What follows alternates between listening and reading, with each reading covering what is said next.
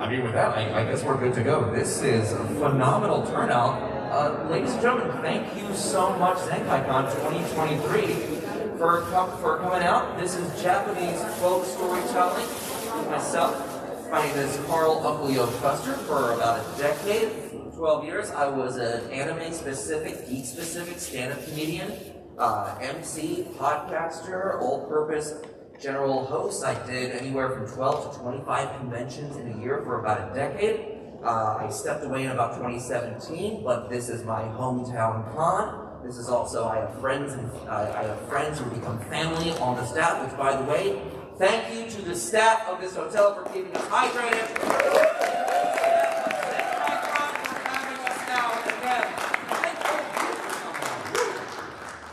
In the moment. I'm debating. I'm gonna risk it. There seems to be enough of a distance. A little bit about my schedule later today. I have the honor of emceeing your cosplay masquerade later tonight. I'm really looking forward to that. One of my favorite times of the show. And then at 9 tonight, I will be at the Tullis, which I just discovered after 10 years is not in this building. The Tullis, I'm going to be doing a brand new hour of stand-up comedy. I am terrified, but we'll see how that goes. I tend to turn that out. And then tomorrow, I'm running the charity auction in this room Sunday morning. I'm then doing a transitionary panel as I move into the next phase of my life. This May I graduate from Yeshiva University. Go Rabbis, which I guess is our basketball team. Not sure whether that's the mascot or the players, but they show up and they have a lot of love. I'll be doing a new panel, Teenage Trauma Recovery and Naruto. So I'm looking forward to seeing where a transition, the wheels are turning, right? Like there's enough, you've seen enough on TikTok, it starts to match up. Okay, so show of hands, how many are just even vaguely interested in live Japanese theater traditions? That's neat. How many are here because they recognize the name Uncle Yo? That's about, there's a big old guy. And how many just need a chair? Me too. Wonderful. So I'm going to be going over like 7 or 8 live Japanese specific theater arts and live performances that still go on to this day. Some of them are the oldest surviving performance traditions in the world that we know of. And long story short, I started getting this panel together summer of last year. I knew I wanted to come out and do some paneling and programming for Zenkai because, again, it's some of my favorite food venues in the con circuit. These are some of my favorite people to staff with. They always try to hook my husband and I up, so I'm always happy to come out to this. And we've been to Japan twice. Last year, Kat and I, my husband, we did a panel on planning your Japanese vacation. Now, lifetime theater nerd, I wanted to see live stuff. We did not plan and think ahead. That's how we learn. You learn from my mistakes because I don't think I'm going to. I don't think that's how my family works. What I want to say is that, so we as American consumers of Japanese media, anime or live action, I think we're a little firmer on Japan's idea that animation and graphic novel, sequential art, manga is a medium of storytelling more so than a genre for kids. That took a long time for America to shake that idea out of it. If it was a cartoon, it was clearly associated with Disney. Clearly it is only meant for children. Joke's on you. What about the works of wizards? What about the works of Fritz the Cat? What about and then once we get into anime, there can be gore, there can be consequence, there can be a sequential story. It's not just mouse dropping anvil on cat and everybody's fine. So I think after that, we recognize as nerds that there are fantasy and science fiction, mystery, drama, historical fiction for every age. At any anime convention, we are aware that the tropes of anime and manga, it's crying out the named attacks, it is striking a pose, it is yelling directly, and a lot of pointing. A lot of shonen is, I'm going to be the king of what are all of we? Great, bathroom attendees. I'm going to run this. A lot of yelling and a lot of showing emotions. I think part of that comes from a slight escape from reality. Just because, if you study it from the outside, from our perspective as Westerners, Japan seems to be a bit more humble. They're more communally minded. They're more, we pick up after ourselves because it's what the bulk of us want. being reserved and thoughtful with your words is more promoted and a little better in Japan. They also have an emotion that we don't have a word for in English. I'll pronounce it for you now. It's called shame. We don't have that. We have VTubers. Strap in, we're gonna have fun.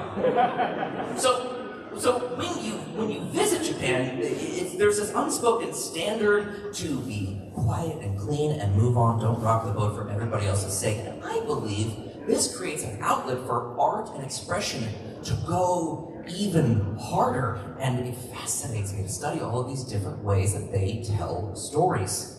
This did not begin with anime and manga, the over-the-top presentation that we grow to love with this. This over-the-top, expressive, and superhuman dynamo is prevalent in almost all of their classic stage-based storytelling. Performance is the place to be larger than life, doing it now. And by studying how different cultures portray those universal human interactions and transitions, life and birth and death, and like trying to cross the street and the guy goes right, and you kind of go right, and then they kind of go left, and and at some point you just go, why? Step around those universal experiences. We learn more about the differences that we all, more the similarities that we have versus the differences. The differences are just the aesthetic on the surface. The real humanity is down below. I want to let you know a little bit about like who I am and why I thought I specifically should set this panel up. I'll let you know. I have a BFA in playwriting. I've produced a bunch of theater in New York City over the years. Nothing was ever picked up, and that's okay. I have been doing stand-up, as I said in the beginning, and lecturing at anime cons for a good part over a decade. This spring I'll be graduating with my master's in clinical social work, and I'm hoping to go into like nerd therapy. A lot of us fall in the first part and need that second part. I am 2 out of 3 stages of the Game to Grow therapeutically aligned dungeon mastering course, which I would really love to eventually get into. You can actually run tabletop role-playing games like Dungeons & Dragons as therapy-adjacent social skills building activities. I also just really like theater. I'm interning at the Actors Fund right now in New York City, and I get to meet a lot of old performers, and it's very fun. Let me establish a couple of ground rules and a couple of traditions. The first tradition that you come across when you start studying like Japan on stage is the koroko. That's the person that you see there wearing all black. They will be on stage next to the performer, but they're there to handle props and sometimes even move the costuming and the main actor. Under the signed social contract, you don't recognize this person. This person is not a person in the scene. They are the effect of the wind. They are how powerful this dude can jump. Sometimes you'll have 4 around one kabuki actor just, ooh, look how high he can jump. You don't see us.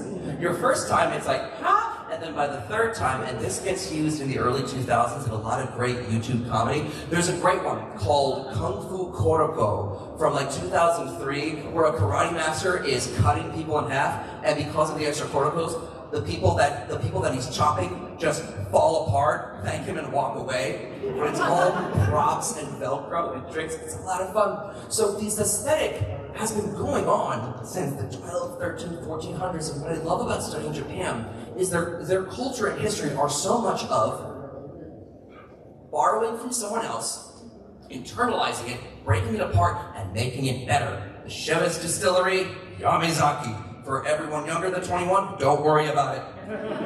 They take performance, they break it down, they make it even more like themselves, even more Japanese. They isolate, and get something really refined and fascinating and aesthetically weird. That's what I love about it. I've never seen anything this colorful, this expressive. Tell me more. So in the middle section, we've got like a Bunraku puppet, and then we've got like an old kabuki samurai, and to the right, you see after a couple of generations, growing up knowing that is how performance goes. Stand, pose, yell your thing. It gets translated over and pulls itself over. Anime and manga did not start it. It is passed down culturally. Jump in and dive in. I want to tell you a little bit about the Iamoto system. Okay. So in the United States, if you get to a city, you can find a stand-up comedy club, or most of the time find a little theater. There's a black box theater right down the street here in Lancaster. If you have a new play you can just cast people to do the play. That's not really the mentality in Japan. The mentality is you are born into, your father or mother were a popular actor, or even better, they both are, you're a power couple, nepo baby, rock and roll. You know. It's passed down from generation to generation. Why? This keeps the stories and the techniques really, really condensed. Oh, the 4th generation of so-and-so to do this thing that their great-grandfather started. How cool is that? Almost this idea that you're so committed to the art, the personality, vanishes, and it's just a pure art form. It's a fascinating system. There's another argument that it's very elitist or classist, but it's nonetheless fun. And there are some times where modern aesthetics or modern stories get pulled into here. I'll tell you a story in a little bit about how Demon Slayer got into a 600-year-old Japanese theater tradition last summer. You know? Because one of my favorite things is when you talk about theater, you have to wonder, if you're going to put on something Shakespeare, will you do something traditional? Will you do something that is exactly as Shakespeare did it in the 1500s? Well, no, because everybody was suffering from syphilis and the bubonic plague. We won't be doing that. The ground was made of mud and dead Irish people. We're not going to do that. Will you do something innovative? Like, will you take Romeo and Juliet and put it in, like, Venice Beach and make it way too colorful, like DiCaprio did back there in 1996? Back when he was only dating 8-year-olds. Moving on. Alright, that was a low blow. That was a low blow. Lower than a sinking ship. Moving on. I know how to get away from sinking ships. You must not. Okay? Alright. So I put that in your basketball diary. Or do you modernize the story? And we go back and forth here in the States of, if we're going to do something classic, let's do something new with it. If we're going to do something new, what if we did something classic with it? There's something very strict, and in one way restrictive, the way that Japan does it. But in that restriction, in that you can only move from here to here, that's where the creativity really comes in. Dungeons and Dragons, unlimited imagination, limited to 1 to 20. What's going to happen? We have the matrix, we have the game rules for that. So, how about this? I'm gonna start with Kamishibai. Yeah, I think I can skip that chapter. This comes in, let's go with the 1930s. This is pre-World War II Japan. There are a lot of after-school programs. There are a lot of rural communities. At this point, Japan's population is split 50-50. 50 out in farms and mountains and 50% in the cities. Well, you can't ignore those 50%. They need stories too. But the infrastructure wasn't laid yet for radio or television. What they did have were older men who had aged out of being able to do heavy industrial labor or trades, still with a great speaking voice, and everyone wants to hear what Grandpa has to say. So someone working at Kamishibai would attach illustrations and do a sequential art classic story, maybe a myth, maybe a story about a local yokai or spirit, something fun for the kids after school. If they had enough space on the back of their bicycle, you can sell snacks afterward. And who doesn't want a snack and a story after school? I would bolt home, just watch new episodes of Power Ranger at 4:30. What's the difference here? Probably whatever that monkey's doing to that dude with the cape down there. That's a glowing monkey eyeball. Kamishibai is not so much animation, but it is sequential frozen art. You have a painted thing, you move it into the next thing as you move on into the story, and the Kamishibai-ka is allowed to play with the story, maybe a little improvising. That's kind of the fun part of it. Every town had its own Kamishibai, and it was just a fun way to get around. Old man, bicycle, this is Uber story time. Fun. Now, can you see anything similar to Kamishibai? Which there's, I believe it was out in Indiana or Iowa, but there was a public library that was using Kamishibai techniques to get groups of little kids to get better with public speaking and waiting to share by like opening up the little wooden box and telling their own stories, which I think is a fabulous way to get structured presentation in. Can you see anything like this now? Well, no, because everywhere in Japan, you're probably going to have access to either radio, television, internet, giant robots, I'm not here to judge. But you can get a sample of it. So, has anyone seen Kamishibai on Crunchyroll? Show of hands? Okay. If you like 3-minute short ghost stories, this is your jam. Okay, they have 10 seasons on Crunchyroll. Crunchyroll, which as you know, is a streaming service disguised as an advertisement platform. Versus Paramount Plus, which is an advertisement platform disguised as a streaming service. I don't need to know about the new Snow Day. I didn't like the original 1999. I'm just here to watch reruns of Legends of the Hidden Temple. I don't need to see this ad 4 times.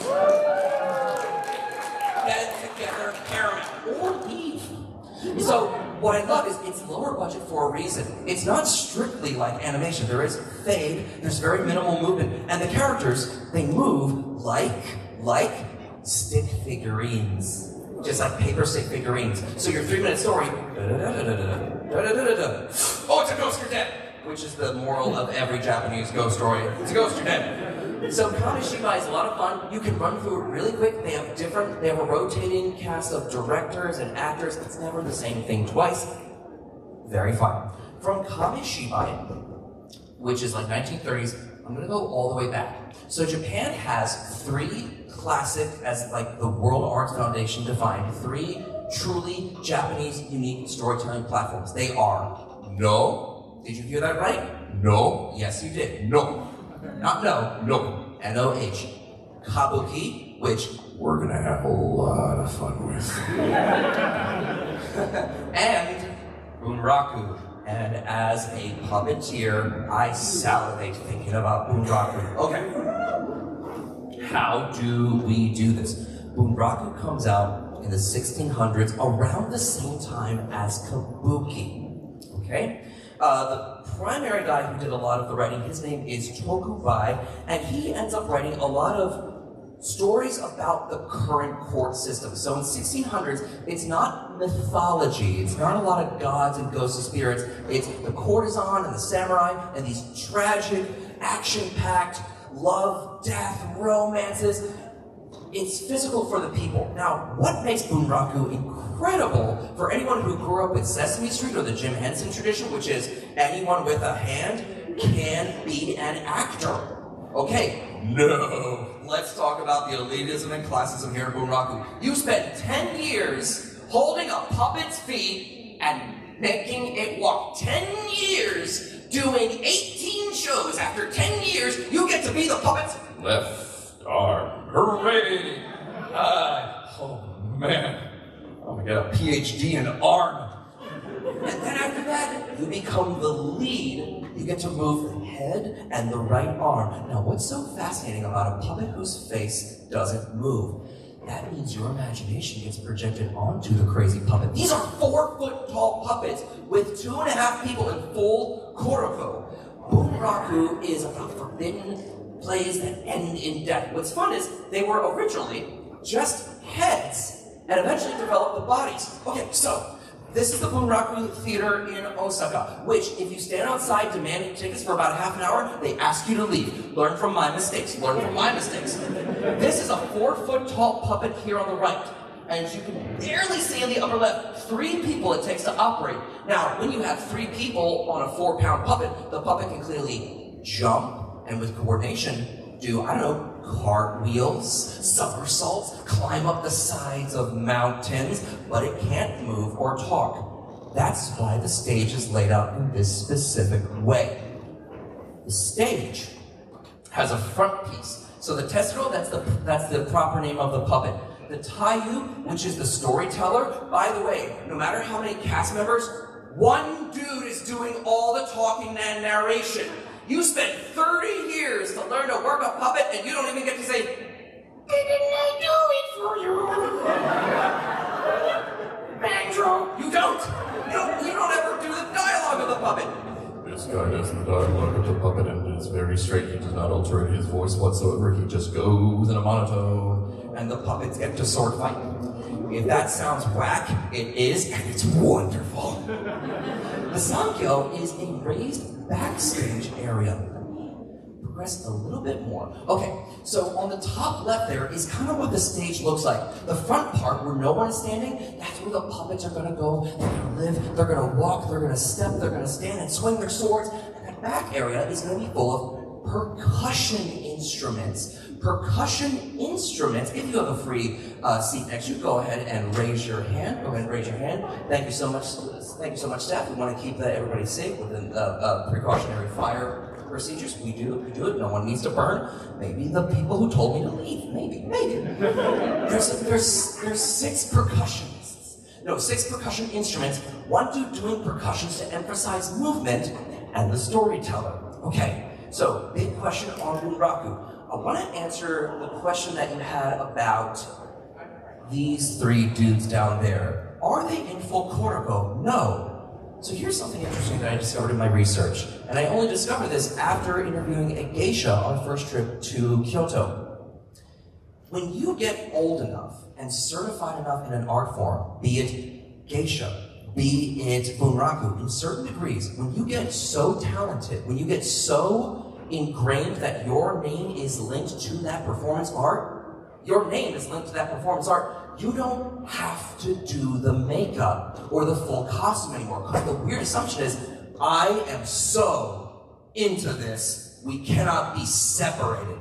Older, experienced geisha will not do makeup on their face. They don't have to, they put in the work. Isn't that interesting? Because like as cosplayers get older, they do more and more and more and more. As Japanese classic storytellers, they do less and less and less because it's the skill. So my internship at the Actors Fund in New York City, I do programming for older adults, and these are people who have performed their whole lives. These have been writers, voiceovers, directors. In their 70s and their 80s, they're doing one-person shows at the end of this current semester. To see someone who has had a lifetime to perfect the instrument of the human body is so awe-inspiring. It's so good. It's so neat. Is it better than Bunraku? Sure. Bunraku plays take over an hour and a half. Can you watch anything like Bunraku now? This like 400-year-old puppet storytelling history? Okay, well, my research showed like one thing. I found Ayasura Sakan. Okay, so he is a great Bunraku puppeteer. He's like 21 years old. Ooh, he's already a master storyteller, but he's shy. He's not shy when he has his little red-haired puppet who does all the speaking for him. I think the best way to describe this is Murder Me Wrote Elmo. Okay, what does he do? What does a genius puppeteer do? He drives around and solves murder mysteries. He solves murder mysteries with a puppet. The puppet solves murder mysteries and does the interrogating. Where is the purpose of the gimmick for this? Rocco, jump off that bridge. Elmo did it. Push, Rocco. What are some of the highlights of this anime and manga? Probably that it ends. It's not super good. But isn't that interesting, though? This is one of Japan's founding theater principles. What does it say when no manga artist or TV producer or movie producer will make something new of it, will touch this art form? There's a respect there, isn't there? Interesting. Something even more interesting, we're going to jump into something truly out of this world. It's one thing to describe, but this is what it looks like.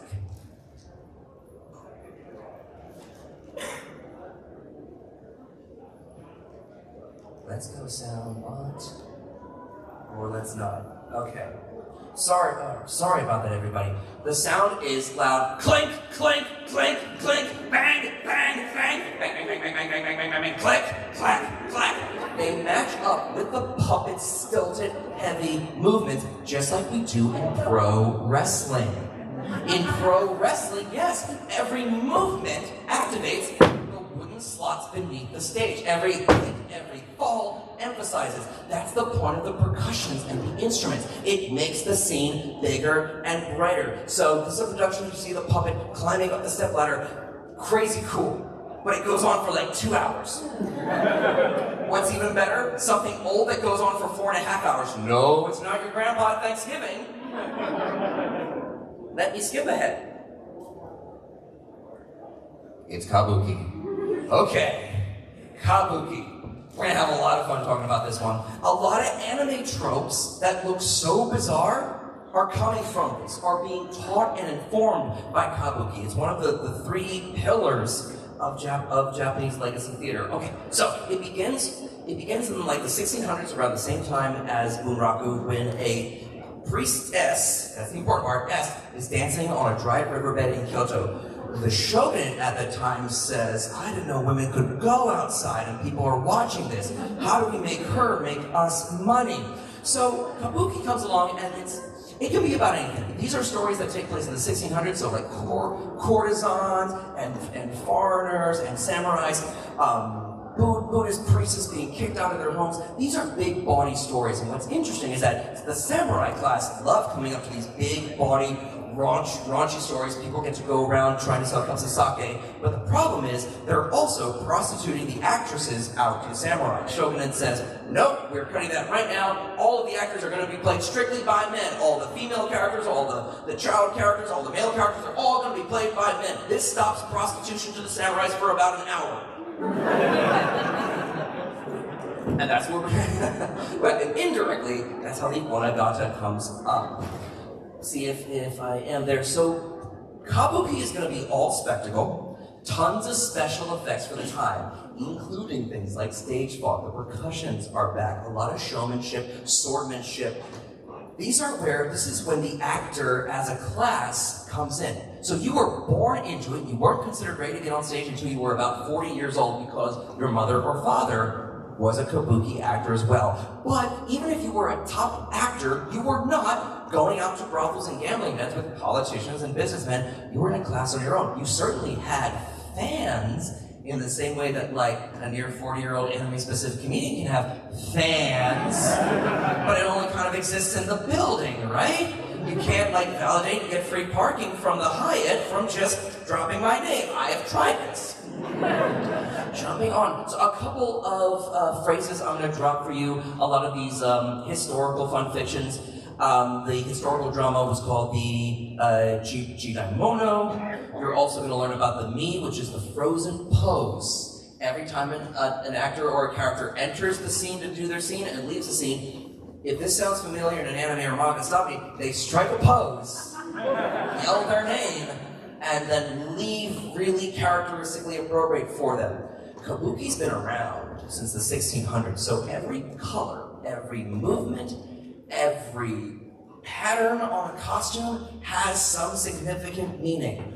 Who knows the meaning? The people putting it on the stage. That's accessibility for you, a paywall.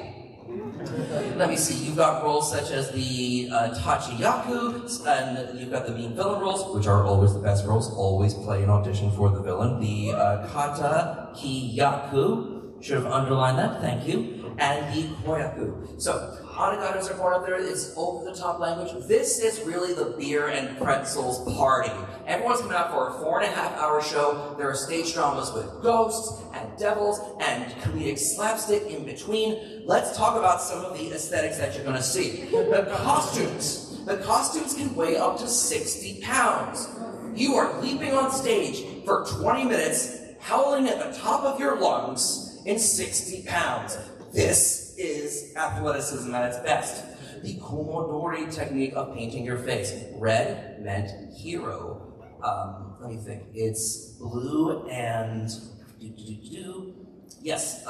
for villains, blue and brown for demons. Married women blackened their teeth, which was interesting. I couldn't find a reason why in my research. Oh well, moving on. See, you know what? Why do they blacken their teeth? Yeah, because the iron and vinegar mixture actually kept their teeth from decaying, but you had to do it every day to protect them. So it showed you had the money and the time to put the mixture together and spend blackening your teeth on it. Like iron? Yeah, iron, vinegar, vinegar, and a few other things, and you switch. There's it like so you became a James Bond villain to show you you're rich? Badass! It takes like 5 to 10 minutes to get the correct coating every day. Wow! And you all complain about Invisalign. Instruments, you had a whole instrument section of people banging away. It is ruckus, it is wild, it is crazy. We're having fun with this. What is the Kagagoe other than Tim Curry's best movie? Moving on. The Kagagoe were other actors who were off to the side yelling commentary. The Greeks had their chorus. Kabuki has the Kagagoe. Whoa! Everyone react that way. Banzai! Everyone else go banzai! They were the hype men. They carried around every troupe. They were either young children who weren't, or trainees who weren't yet ready to get on stage, or just local friends. It's so fun and so bizarre. It's so much fun. The character-specific movements are called the ropos, depending on who you were. If you were a monkey god, you struck this pose, no one else did, and so did they, apparently.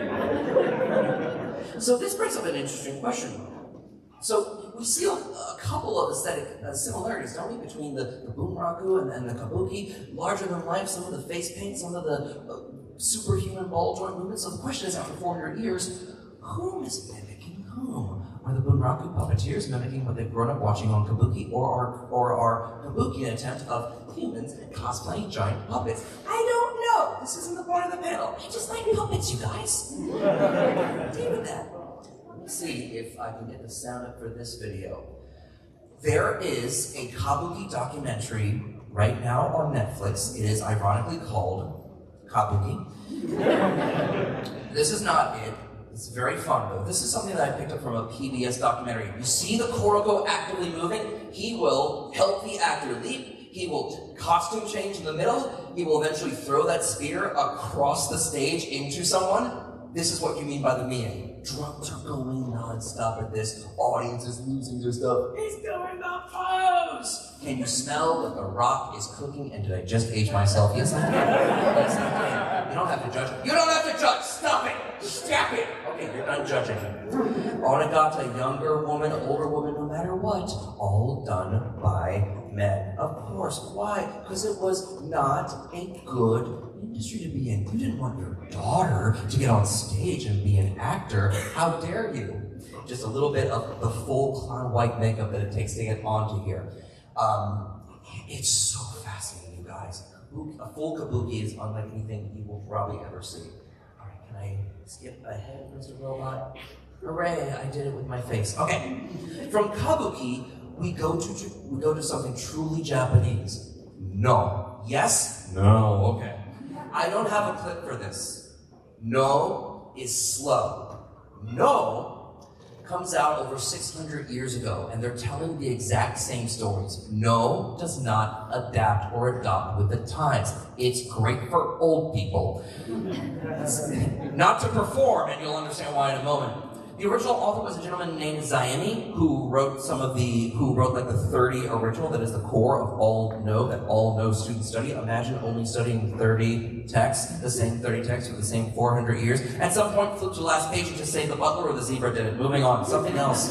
This is deeply tied to the gods. While kabuki is, I'm gonna kill you for killing my lady, No is philosophical. These are ancient stories about death, resurrection, reincarnation. There's a lot of Buddhism that moves its way to influence how these stories are going. While kabuki is all blood and sex and beer and pretzels, No is hummus, wine, pizza, and maybe a little LSD, because it's I wouldn't know, but it is coming on with a solid mask, an expressionless mask, and yelling, slow, poetic prose. While you move at half this speed, you cross the stage. What's the difference between me and this tree? These go on for 3 hours. And yet it perseveres. And yet it perseveres. There has to be some merit that my dumb Western brain is lacking. Or I can make a joke about it. I don't know the intrinsics of it, but it's so fascinating to me, damn it. Every male in this, every actor in this has to be male. Once again, a bit of a sausage party. We wrap up outside of the sausage party. You'll be very happy that the sausage party ends. It's okay, it's okay. This is going to be your most traditional. The mask does not move. Why doesn't the mask move? The philosophy behind the mask not changing or moving is You project on, and they do this with Hello Kitty. They still do this today. You project what that blank face is expressing and feeling. It is just as much your relationship to the presentation as the presentation itself. Theater does not exist in a vacuum. Take that, YouTubers. You need audience participation. You need that breathing in the room. You need that weird body-worn space of someone next to you. That's actually why the jokes are actually landing a bit more right now. If you were all spread out and comfortable, none of you would be laughing. But you're so pressed to others right now, like on a Delta airline flight. Okay, some of you know what I'm talking about. They should not have survived the pandemic, but they did. What else can I tell you about that? So Kabuki was the first ever Japanese production to bring in a curtain. It went down, it went up. And in Kabuki, you had a projection stage like a drag queen runway, which was 3D entertainment in the 1600s because the character could come out and talk to the audience. This does not happen in No. In No, everything is sacred. There is that direct brown colon tunnel that you see there. All three pillars are named. Every wall, every pillar of the stage has a name and a Buddhist philosophical significance. And at this point, you're like, I want to go home and watch more Bluey. I am done. You know, at some point, you have to ask yourself, am I just having my kids watch Bluey, or am I into Bluey? Bingo is a treasure, and it's the real main character. It's Bingo's show. Bluey, stop here. Bandit makes me feel inferior as a cat dad, let alone a grown person. Little bit that you can understand about the roles, okay? The Shite is your protagonist. They are most likely going to be a Buddhist monk on some sort of philosophical journey. Interesting, right? Sure, I guess. The Shitashure is going to bounce ideas off of. They're going to be the semi-central second build protagonist. They're going to be the Shite's companion. The Waki is going to be the antagonist, which is always the best role. Always play the villains, always audition for the villain. They're going to be the evil, vengeful ghost. They're going to be the dead lover come back in the life of the tree, and the tree smacks down. What have you? Yeah, fight tree. Why not? The Waki is going to be your devil, your demon, your yokai. They're going to have the fun roles. In between, you have your koten, your stagehands. Full Koroko, once again. Kyogen are going to be like the in-between main show acts and comedies, the Hayashi. You still have those players and those percussion that you're going to see in Kabuki, in Bunraku. If it's older, it's because it's got an old percussion center. Drummers always persevere. Drummers are good. It's worth noting, despite No never evolving or growing, they will, as fundraisers, experiment with something. So this is 2023? Are you sure? December of 2022, they made an original Demon Slayer No play.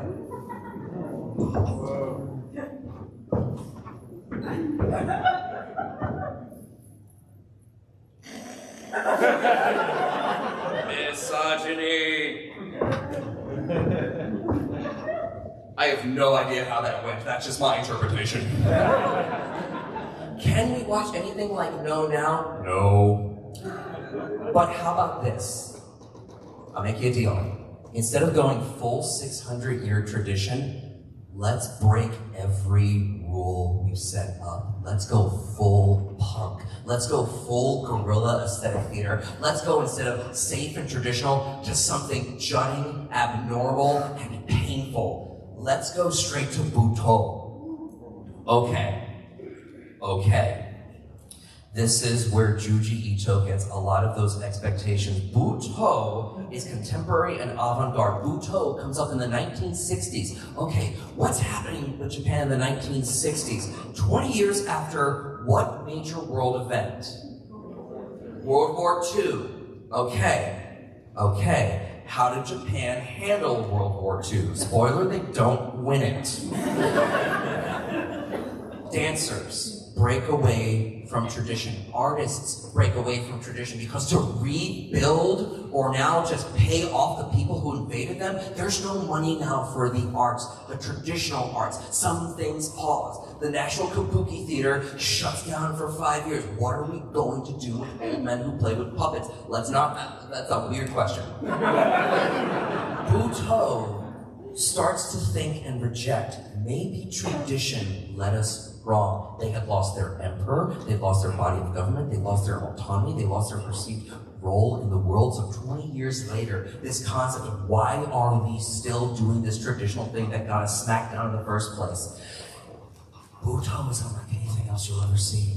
People are in, instead of the full face white of kabuki, full body white. This is the only time you will see a nude dancer or performer. This is the only theater that will be gorilla, as in a troupe of 12 of them will just be in the middle of a park, slowly and painfully and judgingly making their way across a pond, or 4 of them almost painfully wandering through, following one guy through a farmer's market.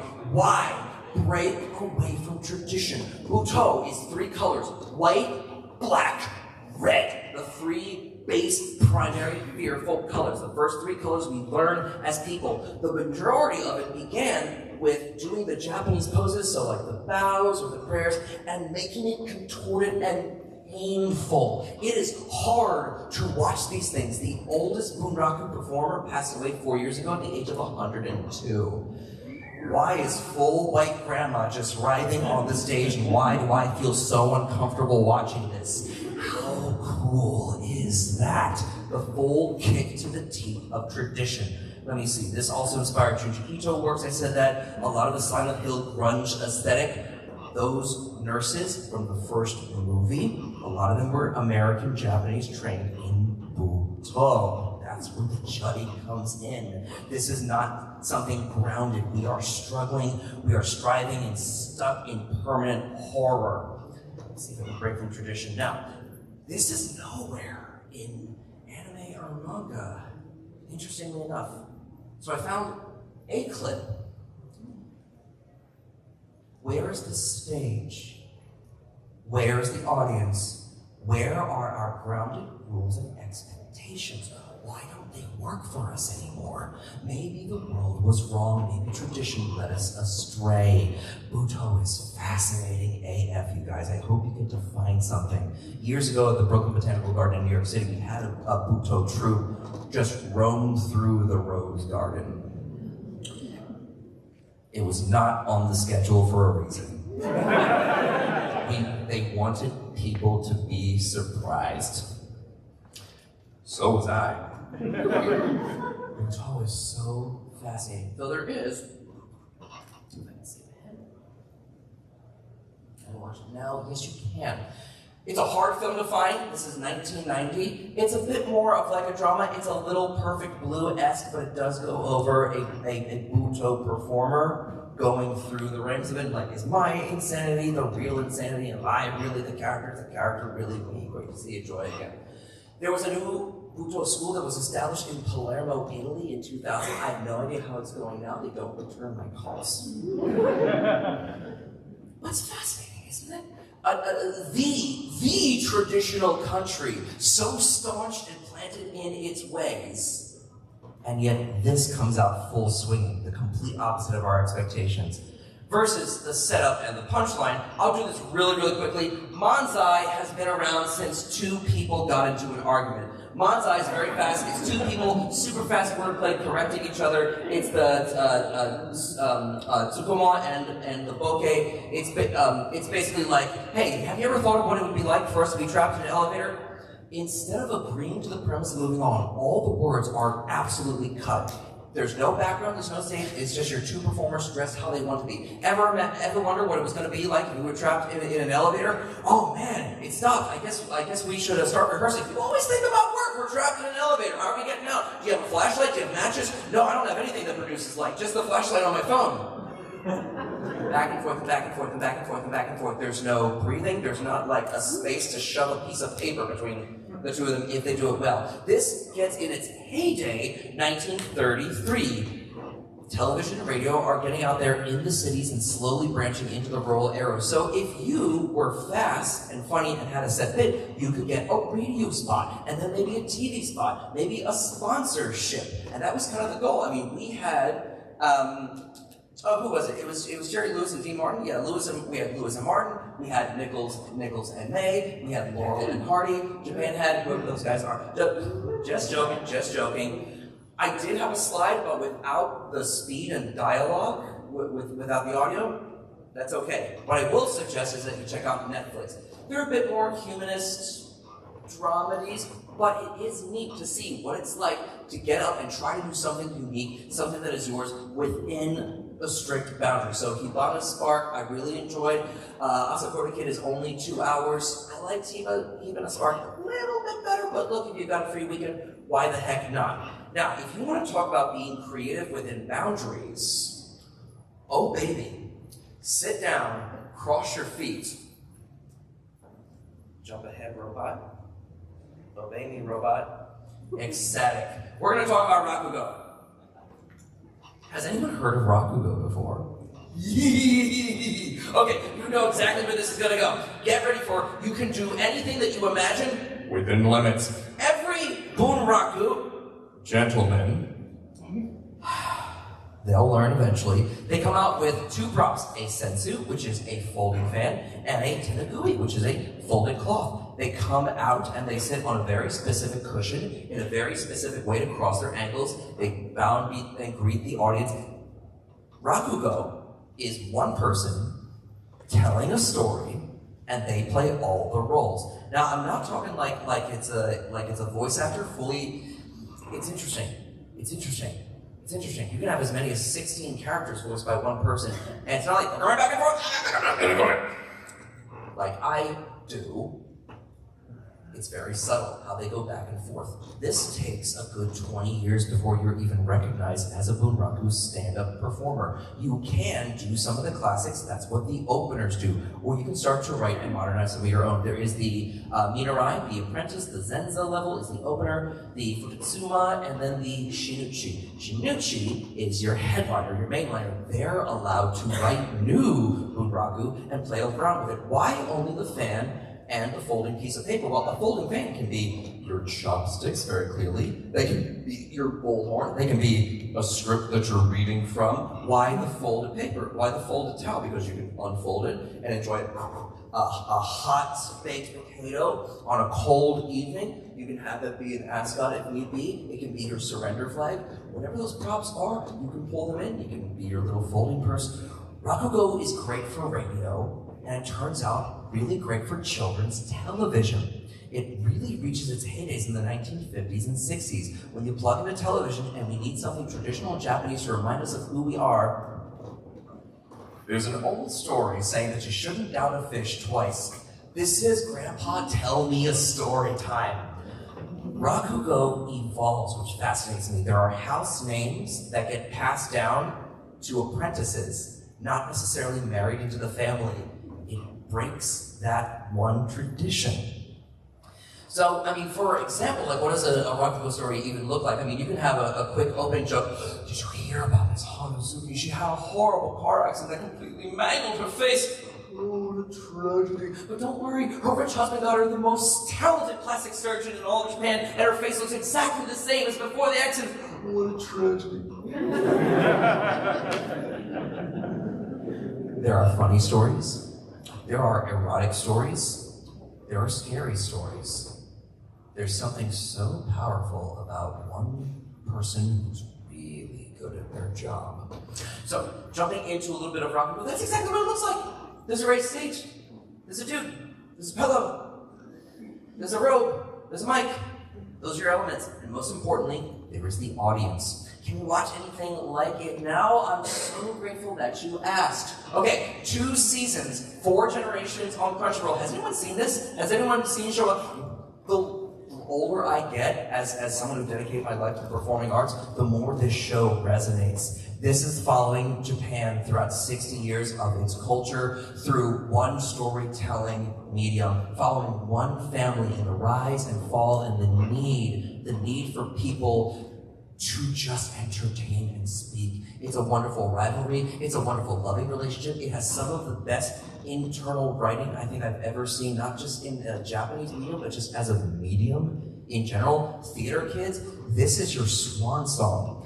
It's beautiful. So check out Showa Genroku. Just type in Rakugo. There's not a lot of competition. There's also a recent manga that came out last year, Akaname Banachi. I don't know if it wrapped up just yet. I dropped out maybe 30 issues into it. It's a lot of fun. It's a shonen, so she's clearly going to be the best Rakugo ka in the room. It's fun. You'll get into some really nitty-gritty technology. A lot of fun, but you can also go online because there is a Polish-Canadian-born Rakugo Shuniji. His name is Katsura Sunshine. He inherited the Katsura name. He does live Zoom shows and had an off-Broadway tenure for about a year and a half. Then COVID hit, and he was just doing home Zoom shows. Did you do one, Kitty? He's performing in Philly in April. He's back in Philly. Wow. What did Philly do to deserve it? Not the Super Bowl. Go Birds. We all know what we do to the Pulse. You can find him on YouTube. He does newer, modern Rakugo and also just breaks it down every time. He's just one of those larger-than-life fun characters. When we went, he told the story of the Death God. It was October when Kat and I bought tickets. It was so weird for something that quiet to be that terrifying. The lights did not change. There was no music. There was just one guy telling the story of someone who thought they could trick a god of death. And 30 seconds later, he had us laughing out of our seats. It's fascinating what the power of one performer can do and how we're into it. It's also such a bummer that we only have 10 minutes left, and it's been such a sausage fest. When are we gonna get to the chicks? I'm so glad you asked! Takarakuza, baby! This is fun. All right, who does know Takarakuza? Okay, we're gonna have a whole lot of fun. So there are no lesbians in the room. All right, we're gonna change that. We're gonna change that real quick. Takarakuza. How do you remember Takarakuza when you're doing a Google search later? Okay, does anyone remember the Final Fantasy victory song? Okay, this is it. Takarakuza. So, Takarakuza. Okay, so Takarakuza sits on your face. Yeah, you're not gonna forget that now, are you? Takarakuza, an all-woman Western Broadway style variety venue show. Originally 1913, there was a politician and a railroad baron. His name was Ichizo Kobayashi. He has a little town called Takarakuza, which, by the way, is also where a certain grandfather of modern manga grew up. Does anyone know the name Osamu Tezuka? Osamu Tezuka's work goes into influence Takarakuza, which later goes to influence him into creating Princess Knight and a bunch of things. The Osamu Tezuka Museum is a stone's throw from the Takarakuza main theater. So you take the train out, you have a wonderful spa day, you see a live show, you go get your manga on, you visit the museum, and then you go home and have a lovely day. So what does Kobayashi do? He sets up a space where women can show up, and because these are students, because what people love after a long day of going out to hot springs is watching ladies with exposed legs, but these are not actors, no, that's shameful. These are students, and for 2 years, these students put on 4 shows a day, and because they are students, it's not only not shameful, it's also, he doesn't have to pay them, because capitalism! The running villain of every social worker versus capitalism. What can I tell you about Takarakuza? They would train young ladies of very high-class families because of their 3 pillars of modesty, fairness, and grace. These were shows in which all the roles were played by women. All the men parts played by women. All the girl parts played by women. This would teach women how to be the best possible housewives and servants to their husband. You're funny. But this is how it works. This is what got people out. So girls from good families would end up becoming good wives. This practice of hyper-feminization, it brings in an interesting flip side to what we've seen in No and Kabuki, this practice of hyper-feminization and hyper-masculinity. It kind of brings up like, are those just words? Is this just a philosophy? What is gender? Is it kind of a social construct? Is it an illusion created by clothing? Because you know who doesn't care who wears the skirt? The skirt! The skirt's never gonna care who wears it. It's a skirt! All-female, cast Western Broadway style spectacle. Stage fog, moving theater pieces, the costumes. Okay, you have the otokoyaku. You cannot dress or behave in a masculine manner outside of the theater. The otokoyaku is the male role. Angles. They do up their face to have more angled faces, and they are allowed to have sexual agency. They want to bump and grind hard angles. I want to embrace you. I want to hold you, but you're on the other side of the stage, and I can't get across it. Versus the Musumeyaku has the universal female characteristic of being in the room. They're helpless, they're meek, they need to be rescued, they've got a giant puffy dress. But there's just as much fandom and fervent fan following for the male as there are the female roles. The overall aesthetic is androgynous and therefore pretty. The main theater in Takarazuka has 2,500 seats. The Tokyo Theater, built in 1934, only 2 years later, has fewer seats. I think it's either 1,500 or 1,600. Look at the old Hollywood aesthetic, the bright red carpeting, the over-the-top. This is not your humble wooden theater to see the 8th generation. No. This is get the girls out. It's a tragic love romance. There is an opening act, which is a 40-minute long, fully staged Broadway weeping itself tragic love story, and then there's a main 2-hour show that's a tragic love story. You're starting to see an aesthetic, aren't you? The costumes.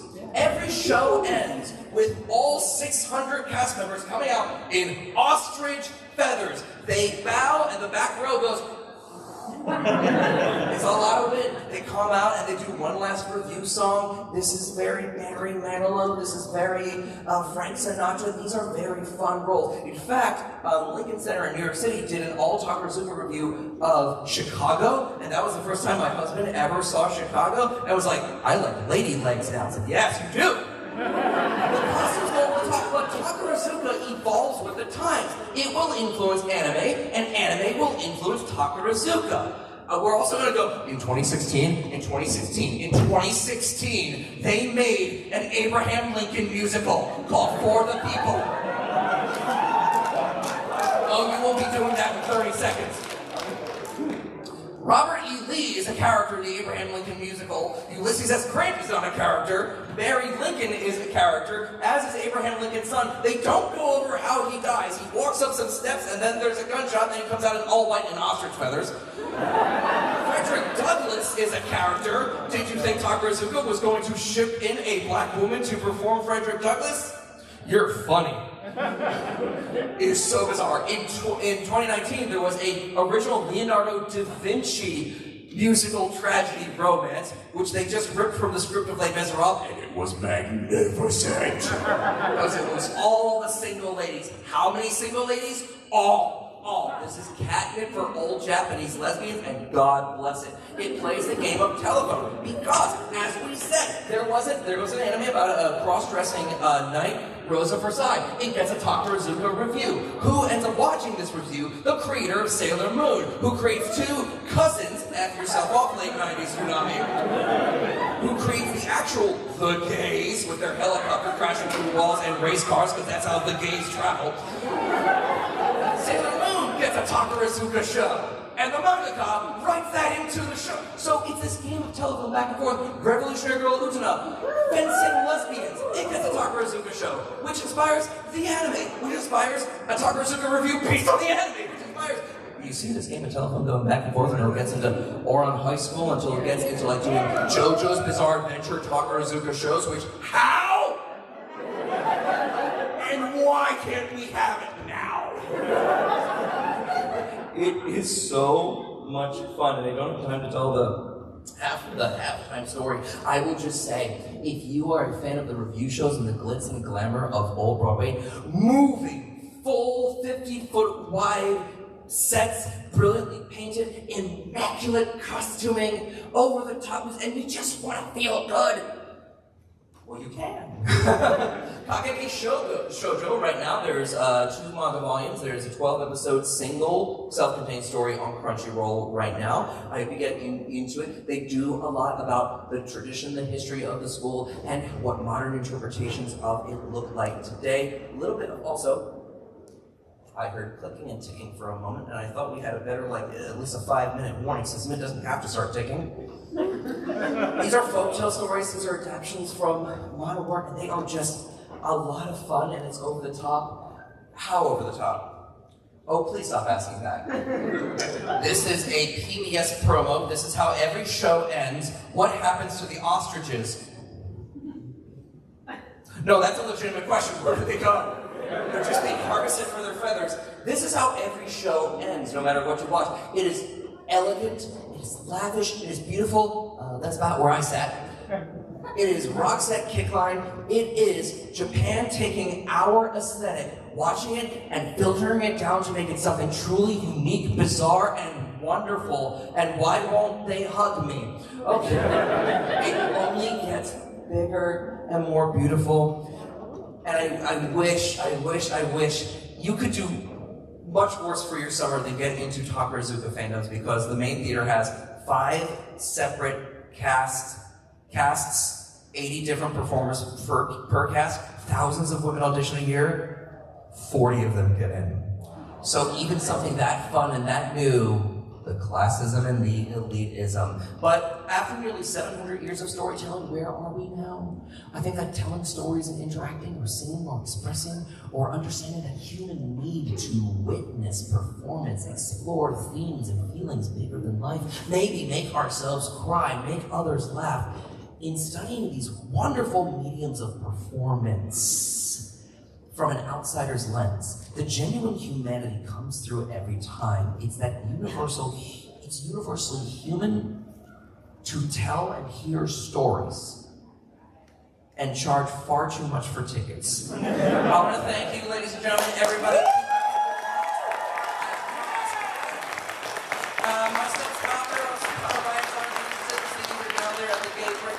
Artist Alley. I'm Uncle Yo. You have yourselves a wonderful show. Thank you, everyone, for coming out.